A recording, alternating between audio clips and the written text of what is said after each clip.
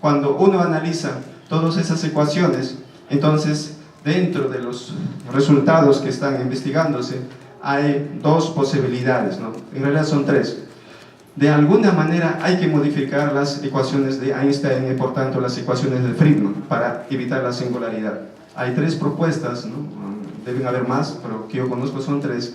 La primera de ellas es, por ejemplo, de que de repente son algunas correcciones que vienen de la cosmología de Branas o algunos modelos cosmológicos motivados por teoría de cuerdas. Y lo que vamos a tomar aquí es cómo vienen las correcciones a partir de la cosmología cuántica de lazos. Tomando en cuenta eso, entonces aquí tenemos en las ecuaciones, esto es sin correcciones, esto es ahora con correcciones, tenemos un término adicional y aquí aparece negativo. Y por tanto, si nosotros reemplazamos, justamente obtenemos aquí, cuando el radio es igual a 0, tenemos de que la densidad es finita, no es infinita. Entonces, y eso justamente significa de que en realidad antes de alcanzar este radio mínimo que se llama rebote cuántico, el universo se contrae, alcanza el radio mínimo y luego eso es reemplazado por una expansión. Entonces, la grande ventaja con esas correcciones es de que se consigue no tanto el Big Bang como el Big Crunch. Si esto continuara, entonces tendría un radio mínimo, volumen diferente de 0. Muy bien, ahora el otro problema es de que, si bien es cierto, se puede evitar la singularidad, pero como esto de aquí es modelo plano, que contiene solamente campo escalar, entonces hay que encontrar otro mecanismo para poder cambiar de la expansión a la contracción. Entonces, para ello, lo que uno asume es de que, aparte de que en el universo, por ejemplo, vamos a tener radiación o tenemos alguna otra materia, entonces hay que adicionar, ¿no?, una materia o un campo con densidad de energía negativa.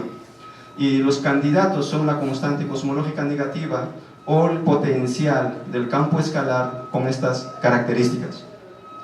Con eso, lo que se consigue es de que esta ecuación diferencial, ¿no?, eso hay que ponerlo en las ecuaciones de Friedman y resolverlas. Y lo interesante es de que esta ecuación, ¿no?, como es ecuación diferencial de segundo orden, y las ecuaciones de Einstein son reversibles en el tiempo, y por tanto da para ver aquí en realidad eso, ¿no? Aquí, si nosotros reemplazamos t por menos t, entonces, ¿no?, debido a esto de aquí, ¿no es cierto?, sigue siendo invariante por el reemplazo de la expansión por la contracción, comparada con el Tolman, que este término, ¿no es cierto?, era responsable de esa asimetría.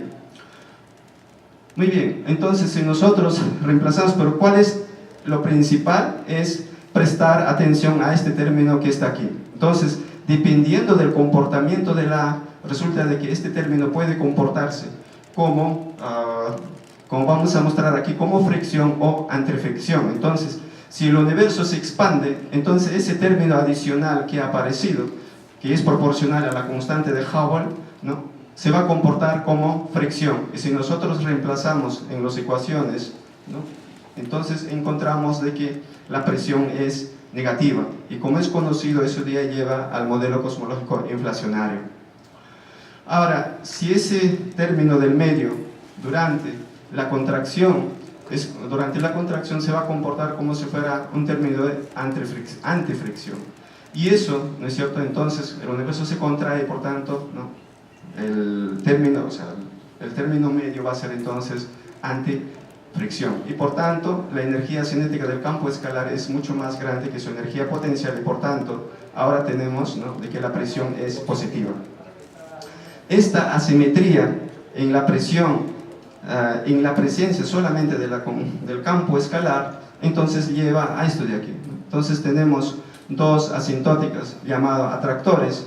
¿Y cuál es lo importante? Lo importante es de que resulta de que esta característica o esta asimetría en la presión durante la expansión y contracción lleva a que aparezcan, ¿no es cierto?, los procesos llamados gestéresis que conocemos en electromagnetismo.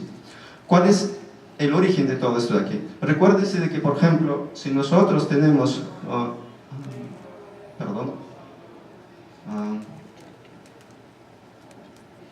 un potencial, esto de aquí es un potencial cuadrático, ¿no es cierto? Entonces resulta de que cuando hay una pequeña oscilación del campo escalar en el mínimo, entonces en los momentos en los cuales el campo está subiendo en el espacio de fase va a describir una determinada trayectoria, y cuando va a bajar va a ser otra trayectoria que no van a coincidir. Entonces esa diferencia en las trayectorias en el espacio de fase hacen de que en realidad aparezca, ¿no es cierto?, esa asimetría en la presión, y por tanto aparezca el proceso de gestéresis. Y por tanto estos autores lo llamaron como gestéresis cosmológico. Entonces, en esta parte podemos concluir de que en realidad en estos modelos cosmológicos cíclicos hay alternativas para poder entender o que tienen comportamiento de flecha del tiempo. Recuérdense, aquí tenemos solamente campo escalar, no tenemos ni radiación ni materia con viscosidad. Entonces, debido a las ecuaciones del movimiento, resulta de que puede aparecer, ¿no?, la flecha del tiempo, que es directamente proporcional solamente al volumen, ¿está bien? Con la única diferencia, recuérdese de que aquí nosotros ya no tenemos singularidad. Entonces, como comentario final, tenemos